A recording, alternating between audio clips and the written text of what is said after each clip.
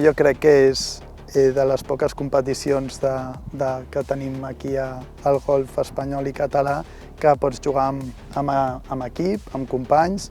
Cada any vas veient que venen gent jove, com el Club de Sant Cugat, que són tots molt joves i molt bons.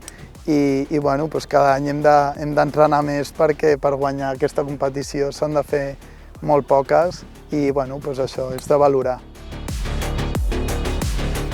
Interclubs és per nosaltres un dels tornejos més importants, tenint aquí una representació de tots els clubs de Catalunya representant casa seva. El nivell de l'Interclub sempre és increïble, tothom vol enviar el millor de cada casa i aquí sempre arriben els hàndicaps més baixos a lluitar per endur-se la victòria.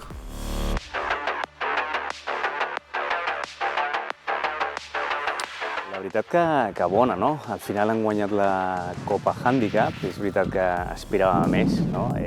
Ahir va ser un dia dur pels nanos, és un equip molt jove i el tema de jugar en parelles i de golpes alternos i amb unes condicions una mica complicades de vent, però ha sigut un gran torneig.